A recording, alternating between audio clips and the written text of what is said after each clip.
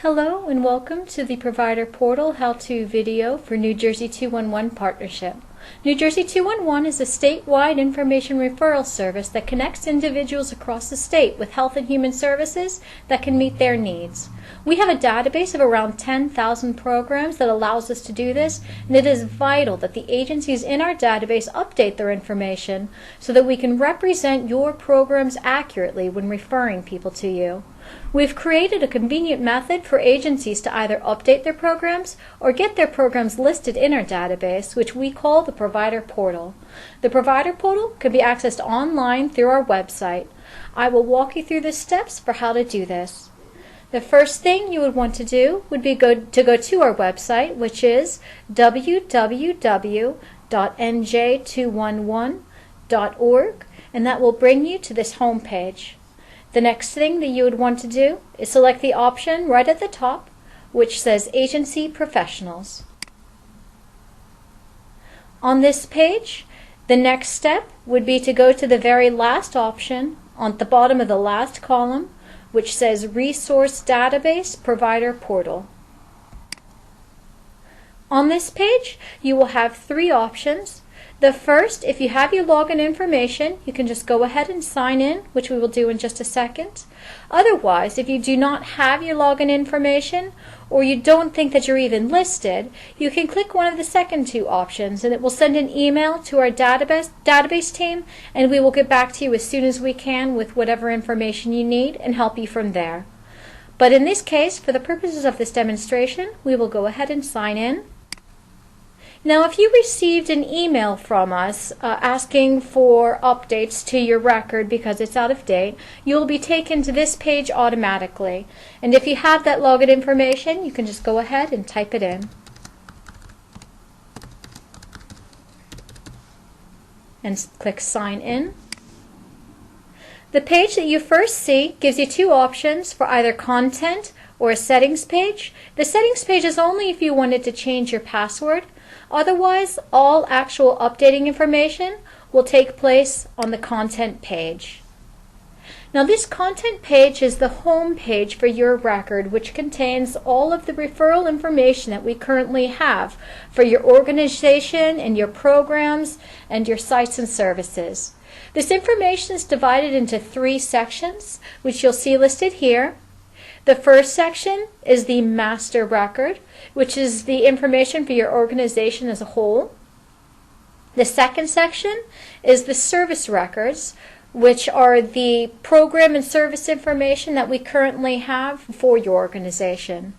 The location record contains all of the contact details, including address, phone numbers, and business hours for each of these services. So the service records and the location records are actually tied together, but I'll explain more of that later.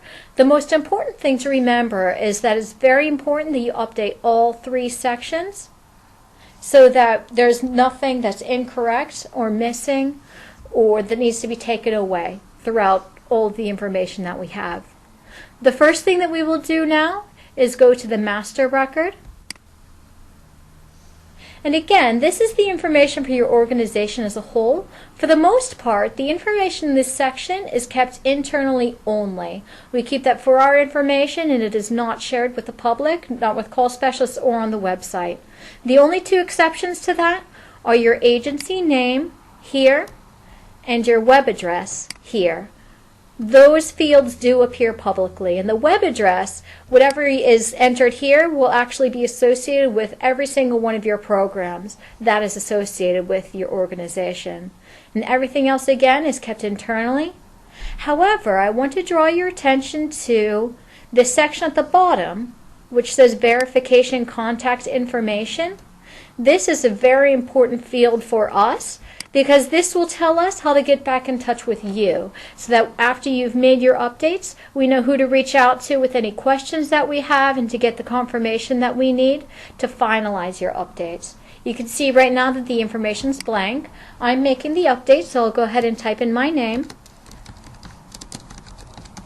and my title, and most importantly, my email address.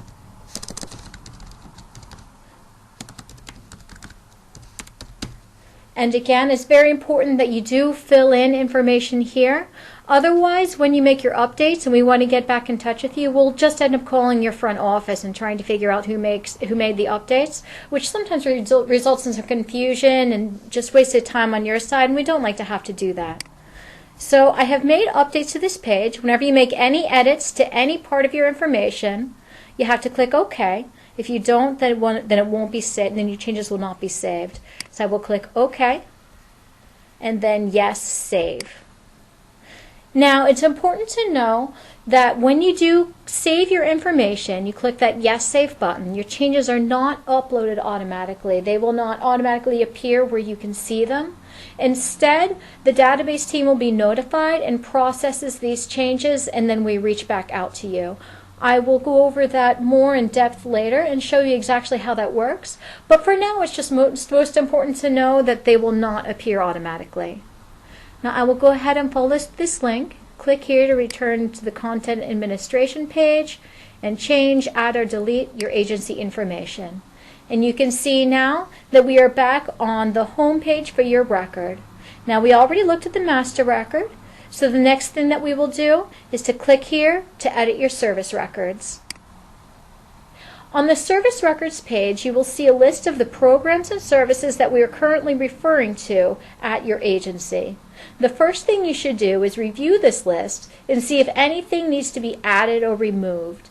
If you can see that there's a program that is no longer running, then you can check the box next to it and click delete. I won't do that at this time. Otherwise, if you see anything else that you've added recently or might be missing, you can go ahead and click Add New and fill out all the details that you need to. Now do note that not everything that you run out of not every program that you run out of your agency may be referable. You know, it may be available only if you get a specific referral from another agency, or it may be something only available to current clients. So it's important that whatever you add is something that we can actually refer to. Otherwise, if you see nothing that needs to be added or removed, then you should go through each service individually and update the information there. So let's look at one example. We'll go ahead and click on the first service here, the NJ211 Information Referral, and click on the blue underlined title. Now you can see the service record for the NJ211 Information and Referral Program. Now remember, on the master record, that information was largely internal. In the service record, nearly all of this information will be viewable to the public. So this is the service-specific information that we actually use when referring to your agency. So it's very important to look through it thoroughly and make sure that everything is accurate and complete, and you think best represents your service and what it is. Now, these boxes can be kind of small, so if you need to copy paste and look at it in another document and edit it that way, that is also encouraged. The short version of the description will be the summary that people first see in the search results, so it should best summarize what you do. But what I really want to emphasize here are these fields: the application instructions, the eligibility, and the fees. These are the FAQs for each of your program, and they often end up being the most important pieces of information when we do make referrals to your services. The eligibility will help us make sure that we do not send people to your agency who are ineligible for your services. The application instructions will help us tell them how to contact you, whether they should call or walk in, or if there's some other method that they should use. And the fees can often be a qualifying factor too, where some people may not be able to afford certain services or not have the correct type of insurance or other methods of payment for those services. The rest of this information for the wait time and the necessary documents, it is helpful, but it is not required. But you're encouraged to fill out this information if it applies. And again, remember, if you make any changes on any page, it's very important that you click OK so that your changes are saved. So I'll go ahead and do that now. I will click OK, and then Yes, Save. And I'll click here to return to the service list. And if I were wanting to update the full record, I would then go through each of these services individually, just as I did for the first, and edit whatever information needs to be edited.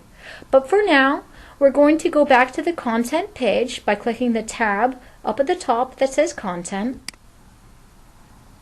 And then we will go to the location records.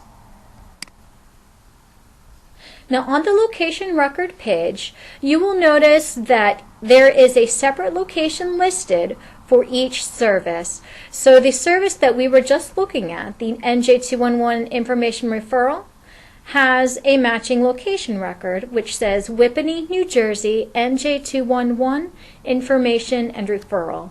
This is going to be the contact information specific to that service. They're listed, the location, the contact information and the service information are listed separately in the database for editing purposes, but we will see later they all appear together on the website as one. But when you are editing, this is why it's important to go through each section, including the location information. This information is kept separately for editing purposes. So let's go ahead and click this first link here for Whippany, New Jersey, NJ211 information and referral.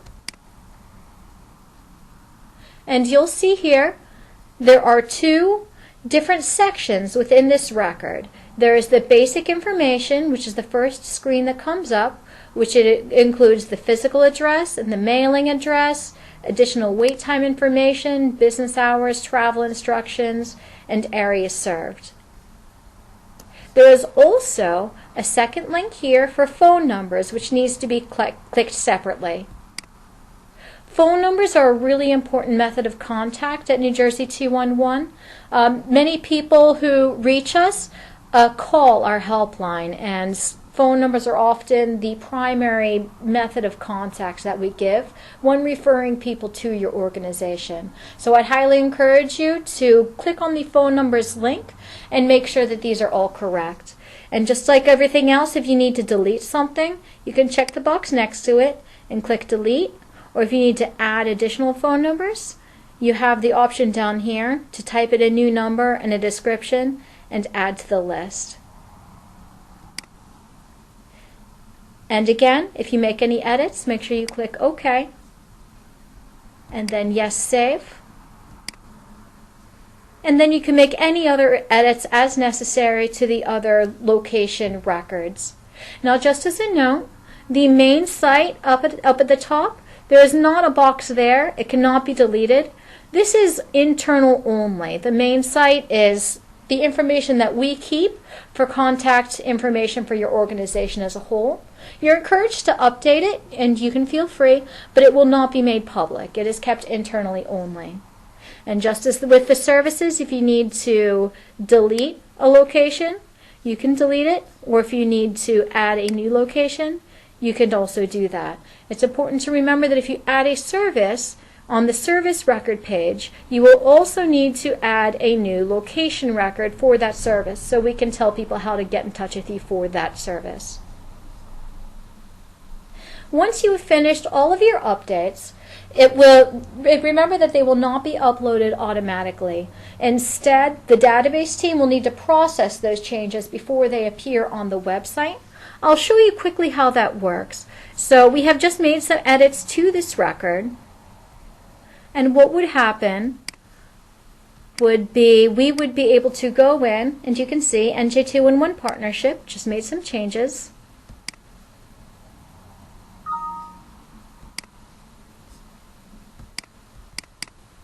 And we would be able to process these changes from here. And remember, this verification contact name and title and email, which was found on the master record. So this verification contact information that you entered down here, this is who we would reach out to after we process those changes to let you know that we received those changes and that you can now view them. And we also will ask for your confirmation to make sure that we processed your changes correctly. We always need to have that confirmation from you just to make sure that everything has been processed correctly so that you can be satisfied with how your information looks and is being presented to the public. Finally, when everything has been processed and we've received your confirmation, it will appear on the website. So let me show you how that works. So again, www.nj211.org, you'd be able to look for your agency. Notice that I selected agency as this search type.